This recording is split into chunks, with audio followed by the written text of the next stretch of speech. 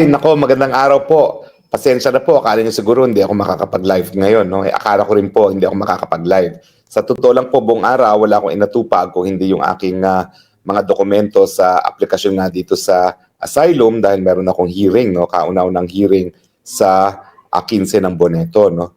Meron po kasi mga Filipino gathering akong pupuntahan for the weekend at inaasahan ko na hindi na natin maasikaso to, no?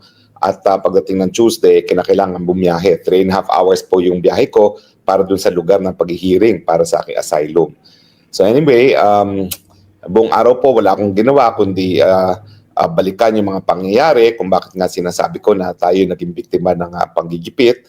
At lahat naman po yan na nagsimula dun sa kanilang kagustuhan talaga na sirain ng dating Presidente Duterte. No? At kung maalala nyo, yung kauna-unahang araw ng hearing ng Quadcom, nagsimula nga sila dito sa Pogo at saka illegal drugs at ang panimula nila lahat daw ng mga kriminalidad na nangyari sa mga Pogo ay responsibilidad ni Tatay Digong dahil siya ang nagbigay ng mga lisensya para mag-operate ang Pogo.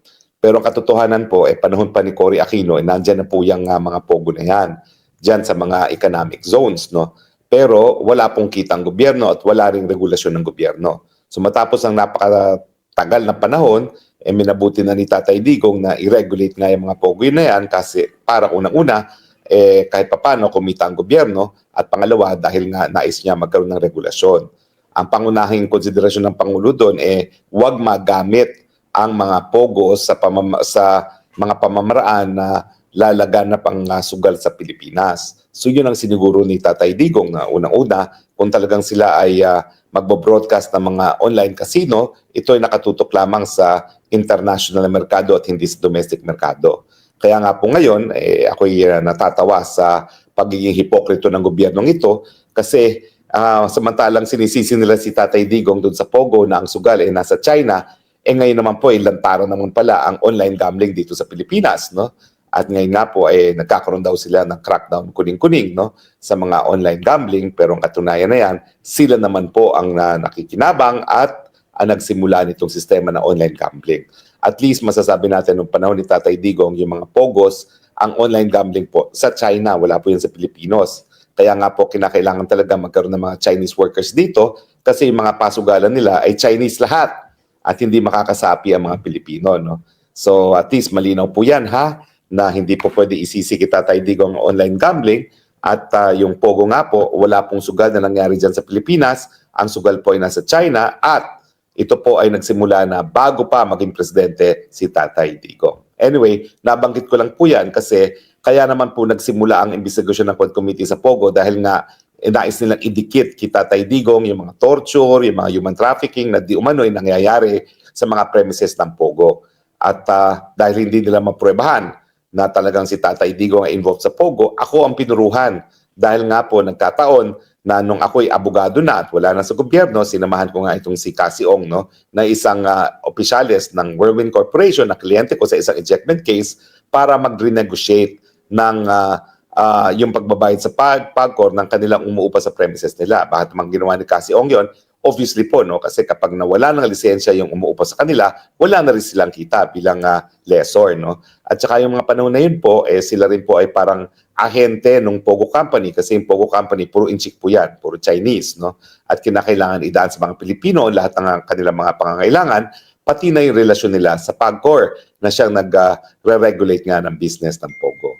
Pero anyway, sinasabi ko lang po yan kasi nga binalikan ko yung bakit ako ginigipit. No? At yung paggipit sa akin ay isang pamamaraan para idikit din kay Tatay Digong mga Pogo. Kasi sinasabi nga nila si Harry Roque, dating spokesperson, malapit na tagapagtanggol sa mga Duterte, involved sa mga Pogos. Paano naman ako ma-involve sa Pogos? Abogado lang ko sa ejectment case sa isang kumpanya na nagpaupa sa Pogo. Sinasabi nila na meron daw isang papel na ako daw ay legal. Well, ano ba naman ibig sabihin ng papel nyo? Kahit sino naman po pwedeng gumawa ng papel, walang ibig sabihin yan, no? At syempre, lininaw naman ng aking dating staff na talaga naman pong siya ay nag-aaral dyan sa Clark at nung nakita niya si Cassie Ong na nakakilala na rin niya dahil kliyente ko naman si Cassie Ong talaga, nag-offer naman si Cassie, pwede ka naman tumira doon dahil hindi nga po ginagamit yung premises nila na malawakan dahil konti na nga lang po yung mga nag-engage sa business doon sa pinapaupahan nilang lugar dahil nga po patapos na ang lisensya. Pero ang panahon na tinulungan ko po sila, legal po yung Pogo na yon dahil may lisensya at legal pa po sa Pilipinas yung mga Pogo ng mga panahon na yon, so wala pong illegal na undertaking. Well, syempre po, ang sinasabi ko doon sa aking petisyon, yun nga po, no, yung diin sa akin na ako daw ay Pogo protector, ako daw po ay nag-aabogado sa mga Pogo, ay prueba na ang Tatay Digong ay involved sa Pogo. Napakalayo naman po niya. No? Kung tatanungin niyo si Tatay Digong, in fact, tinanong ko siya, wala ka namang problema dyan. Bakit? Krimen ba para ikaw ay mag-practice na iyong profesyon na bilang abogado? Siyempre, ikaw ay magre-represent ang mga kliyente at sisiguruduhin mo talaga na sila ay nag-ooperate sang-ayon sa batas. Kaya nga sila nagbabayad ng abogado. No? Magbabayad ba sila ng abogado para turuan sila paano gumawa ng mga illegal na bagay? Hindi lang kinakailangan ng bayad dyan. No? Kung sila ay gagawa ng legal na bagay, kumukuha ng abogado para masiguro nga na legal ang operasyon ng kanilang kumpanya. Diyan naman po nagsimula talaga yung pagigipit sa akin. No? At syempre, nagsimula yan sa Pogo nung wala silang nakuha sa mga investigasyon sa Kamara at sa Senado, yung si Risa Ontiveros na kapag siya'y nababarako nagagalit at sinang-ayunan naman nung Senator Gatchalian na yon, akala ko naman talaga mas maraming sense kaysa doon sa pinakita niya. No? Pwede ba yun ang gusto niya wag ko daw pipigilin si Risa Ontiveros para nagsasalita. Napapansin niyo ba si Risa Ontiveros? Pag yan nagsalita, kahit anong gawin mo, hindi siya titigil. Dakdak lang siya ng dakdak dahil ang gusto niya, siya lang ang marinig ng taong bayan. Walang ibang karapatan ng taong bayan na madinig ang kanilang punto de vista. Basta yung punto de vista lang niya. Tapos ngayon nga, lumalabas dito sa testimonya ng isang whistleblower na siya pala ay guilty ng tanim, ebidensya at tanim, testigo. Anyway, pag-usapan po natin ngayon, no? Hindi na po yung tungkol sa pagigipit sa akin, alam niyo na po yan, no? At napakadaling pruwebahan naman yan. Ang pag-usapan natin, ang naging reaksyon ng Malacanang na di umano, samantalang si Presidente Duterte daw ay busy-busy sa pagtatrabaho, si VP Sara daw ay, biyahe ng biyahe. Well, unang-una, ano bang hinahanap yung trabaho kay VP Sara? Ang VP po, ang Vice President, ayon sa saligang batas natin, ang siyang nakatalaga na susunod na Presidente kung kahit anong dahilan ay mawala ang Presidente. The Vice President actually is a spare tire. Hindi ko nga alam kung bakit ang mga tao ay gustong tumakbo ng Vice President. Siguro, kung malapit ang relasyon ng tumatakbong Presidente at Vice President, merong pangako na kapag nanalong Presidente at ang Vice President together, itatalagang bilang kalihim ang Vice President. Kapag natalagang kalihim ang Vice President, natural, meron siyang trabaho. Yung trabaho ng line agency na kanyang pamumunuan, gaya ng DepEd, nung si VP Sara ay kalihim din ng DepEd. No? Pero alam naman natin, hindi tumagal ang alyansa ng Marcos at Robredo at hindi naman po pwedeng manatili ka sa gabinete na hindi ka sumusuporta sa presidente. Yun ang pagkakamali ni VP Leni. Kasi binigyan siya at tinanggap niya ang isang posisyon bilang isang miyembro ng gabinete, bilang housing czar, pero ayaw pala niya na makiisa kay Presidente Duterte. At ang dahilan kung bakit siya naman ay tinanggal ay dahil siya pa ay nagwawakwak kay Presidente Duterte sa international forum, no? At hindi naman dapat yan dahil ang gabinete ay isang alter ego ng presidente. So tama po si VP Sara na siya'y bumitiw sa kanyang pwesto bilang kalihim ng Department of Education nung malinaw na ayaw niya maging alter ego ng presidente. So dahil hindi nga siya miyembro ng gabinete ng Marcos administration, natural, ang tanging trabaho niya is to become a spare tire. Pero hindi naman po nag-aaksaya ng panahon si VP Sara. Inisa-isa po niya doon sa question ng, ewan ko ba kung sino yun, hindi naman po regular reporter yun, hindi ko po alam kung ano talaga ang trabaho niya. At sarcastic yung pagkakatanong niya na hindi raw siya nagtatrabaho si VP Sara, no? At gala lang ng gala. Well, dinitali po ni Presidente, ni Vice President kung ano yung mga proyekto ng kanyang opisina, bagamat napakalaki talaga ng tinapyas ng Kamara de Representante sa budget ng Vice President, no? Yung kanyang mga programa sa edukasyon, yung kanyang programa sa kalikasan, yung kanyang programa sa microfinance, yung sa disaster operations, yung libreng sakay program ng kanyang opisina, yung feeding program na nagresulta na sa mga obese na mga kabataan. No? Mantakin nyo yan. Gusto lang niya makatulong sa mga nagugutom na kabataan. tumataba naman ang mga kabataan. Well, sabi nga niya, hindi dapat tumaba ang mga kabataan, gaya ko. No? Pero at least, no, kaysa nagugutom, nagkakaroon ng mga matatabang mga bata, no. At saka syempre, yung ginagawa niyang programa na ini-explain sa taong bayan kung bakit mali ang pagkikidnap sa isang dating presidente na isang Pilipino at pagdadala sa ICC na isang dayuhang hukuman gayong gumagana naman ng mga hukuman sa Pilipinas. Sa tingin ko, yan po ay napaka-importanting trabaho ng Vice President dahil yan po ay serbisyo sa lahat ng Pilipino. Hindi lang po si Tatay Digong ang naapektuhan nung siya ay linabag ang kanyang karapatan at kinidnap papuntang The Hague, no? Talagang lahat po ng Pilipino may pakialam sa nangyari kay Tatay Digong dahil lahat tayo ay naninirahan sa isang independyente at malayang bansa na hindi dapat na mga dayuhan ang nagliliti sa mga kaso na di umano ay nangyari sa Pilipinas. Alam nyo, ulitin ko po ang jurisdiction o yung karapatan ng mga Pilipinong hukuman na litisin ang lahat ng kaso na nangyari sa Pilipinas. Hindi lang po yan nakasaad sa ating saligang batas, no? Dahil nakasaad doon na judicial power shall be vested only in one Supreme Court and all other courts created by law. Kung hindi, yan po ay dahil sa anyo ng pagiging isang soberenyang bansa. Siloso po ang pagiging soberenya ng ating bansang Pilipinas at lahat ng bansa sa daigdig. Hindi po sineshare ang kanilang soberenya or ang kanilang jurisdiction unless merong taharang pagpayag sa pamamagitan ng tratado. Yung pagpayag nga natin ay napasuna dahil tayo bumitiw na sa wrong statute ng ICC. So talagang wala na pong dahilan para litisin ng mga dayuhan si Tatay Digong. At siyempre, mga pag-uusap niya sa mga different Philippine communities para pasalamatan ng suporta kay Tatay Digong at yung panawagan sa mga ibang bansa na dapat igalang ang karapatang pantao ni Tatay Digong at ang soberenya ng Pilipinas, yan po ay talagang trabaho ng lahat ng Pilipino, kasama na po ng Vice-Presidente. So hindi po tama yung sinasabi ni Ante Claire. Wala raw ginagawa si Madam Vice President. Bakit? Ano bang ginagawa ni Presidente? Di ba sa panahon ni Presidente ngayon, ang Pilipinas nagiging isang napakalaking lawa bagamat pinagyayabang ang 5,500 na flood control projects, di ba? O ano pa, ang Pilipinas kinikilala na pinaka-delikadong lugar para sa turismo sa buong daigdig. O yan ba ang resulta ng presidente na nagtatrabaho? O di ba? Ang Pilipinas naunahan na ng Vietnam bilang ikalimang pinakamalakas na ekonomiya sa Southeast Asia. Pang-anim na lang tayo. O yan ba'y pruweba na nagtatrabaho ang presidente ng Pilipinas at pati sa turismo? Naunahon na tayo ng Cambodia. Ano ba yan? Sos Mariosep, Laos and East Timor na lang at saka Myanmar ang hindi pa nauna sa atin pagdating sa turismo. Yan ba ang pruweba na nagkakaroon tayo ng presidente na nagtatrabaho? Di ba hindi po? Ano ba yan? At siyempre pagdating sa kaligtasan, hindi lang tayo pinakadelikado pagdating sa turismo sa buong daigdig. Siyempre, ang ating mga komunidad ngayon, bumalik ang kriminalidad, bumalik ang droga. Yan bang sinasabi natin na nagtatrabahong presidente? Mga magpapapicture-picture siya sa palengke. Bakit? Bumababa ang presyo ng bilihin nung siya nagpapicture-picture sa palengke? Di ba wala namang epekto yun? Mataas pa rin ang presyo ng bilihin. At kung ano ng mga hanap buhay, di umanong ginagawa niya. Paano gagawa siya ng kung ano nung hanap buhay? Wala naman siyang college degree. Hindi ko nga alam kung high school man lang natapos niya Pero sigurado ko wala siyang college degree. Kaya tigil na yung mga pa-picture-picture na wala namang kabuluhan dahil alam natin wala siyang profesyon, wala siyang trabaho na magagawa dahil wala nga siyang college degree. O ayun, sabihin nyo nga sa akin, anong pagtatrabahong ginagawa ni BBM? Yung mga pa-picture-picture ba yan? Yan ba talaga ang trabaho ng isang presidente? Hindi po.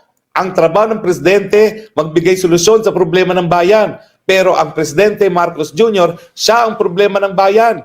Dahil hanggang ngayon, hindi niya pinasisinungalingan yung paratang na drug addict siya. Paano niya ngayon hahabulin ang mga drug lords, ang mga drug pushers, at ang mga drug addicts? Siya mismo, ayaw niyang pasinungalingan yung mga paratang sa kanya na siyang numero 1 cocaine user ng Pilipinas. Yan ba pagtatrabaho ng Pilipinas? Maya naman kayo dyan. Ano ba yan? Nakakakilabot naman kayo. Pero in any case, ang sinasabi ko naman, the messenger is only as good as the sender. At kung palpak talaga yung principal mo, yung presidente, palpak ang kahit anong lalabas sa mga messengers o mga communicators on behalf of the president. Talk of presidential communication, ha? Ano ba yan? Kakatalaga lang ng bagong PCO, palpak na kaagad. Abay, tinutulan na po ng mga pribadong sektor, lalong-lalo na yung lumalaban sa tobacco advertisement at sa tobacco lobby, ang pagtatalaga dito sa bagong PCO Secretary Gomez dahil siya pala po ay nagtrabaho para sa tobacco lobby. At ano naman pong mangyayari sa presidential communication kung ang magiging kalihim ng PCO ay lantaran na sumusuporta sa paggamit ng tobacco, no? Eh alam naman natin talaga nakakasama sa kalusugan yung tobacco na yan. Ako po, totoo, nanigirilyo ako, pero 1996 po, noong ako'y nag-aral sa England ng aking Master of Laws dahil mahal ang sigarilyo sa England, tumigil na po ako. Pero alam niyo po, miski mahigit 25 years na ako'y tumigil mag-sigarilyo, hanggang ngayon, ramdam ko pa rin yung epekto ng 20 years or 10 years ng paninigarilyo kasi talagang, ayan, palagi akong kulang sa hininga, palagi akong hinihika, palagi akong may bronchitis. So talagang masama po sa kalusugan yung tobacco na yan at hindi natin alam kung bakit isang mesenhero ng tobacco ngayon ang tinalaga bilang kalihim ng PCO. Wala na ba talaga tayo makakuha? Napakababawadan pa talaga ng bench ng administrasyon at wala nang mas magaling na tao makuha kesa sa isang mensahero ng mga tobacco lobby. Ewan ko ba ho yan? Lalo nang papalpak ang communication yun, no? Pero ako po huwag niyong aalisin si Auntie Claire. Nako, gustong-gusto ko si Auntie Claire. Dahil talaga mula nang natalaga si Auntie Claire, free fall na po ang trust rating at approval rating ni Marcos. Ang pinakakailangan natin para tuluyan ang mawala sa gobyerno ang Marcos regime, si Auntie Claire forever. Maraming salamat. Siya po ang pinakamagandang dahilan kung bakit dapat nang sisantihin si Presidente Marcos.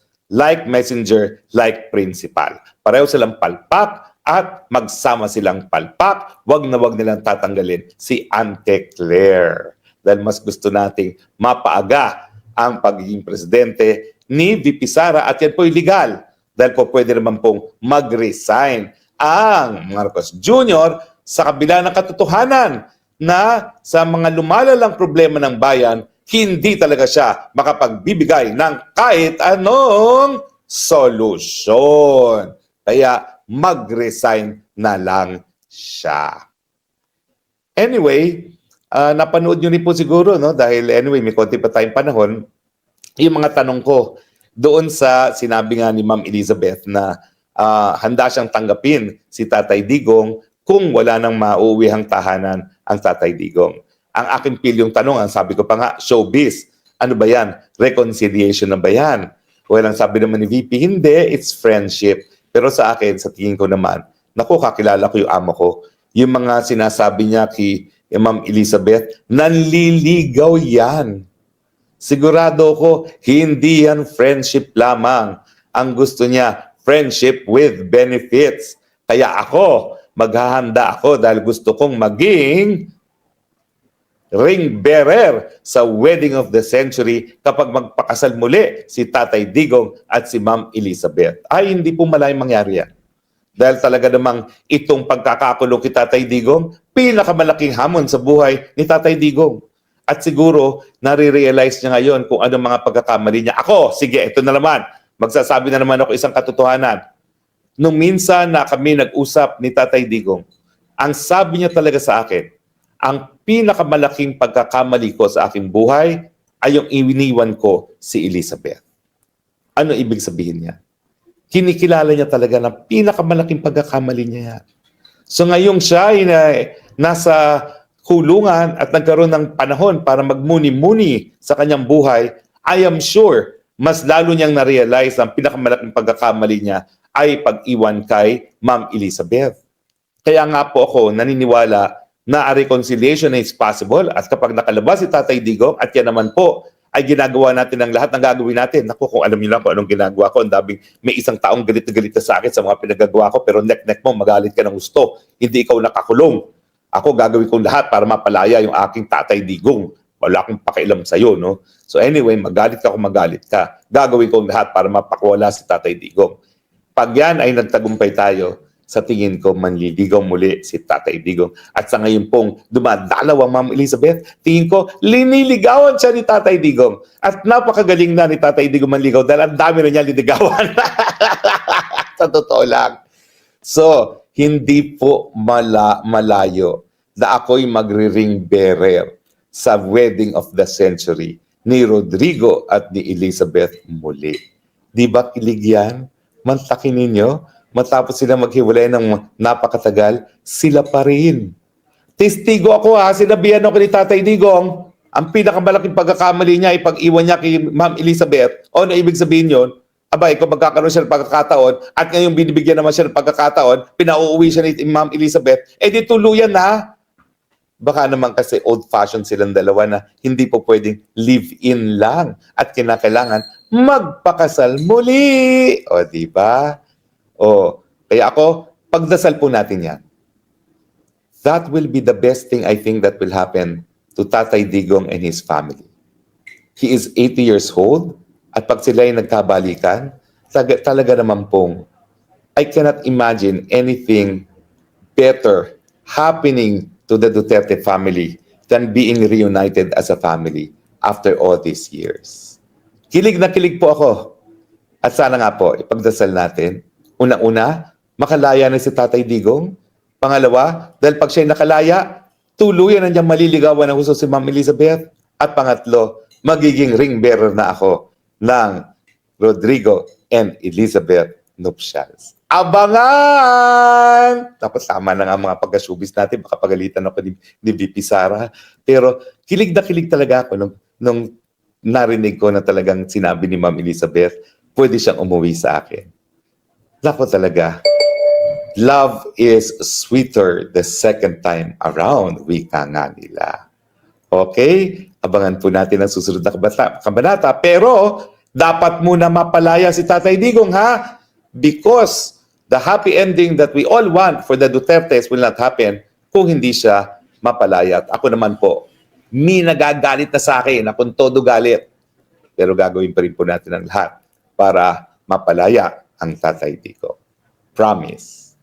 Sige po, until our next meeting, ito po ang inyong romantikong spokes ng bayan, Harry Roque, nagsasabi, abangan natin ang wedding of the century. Bye!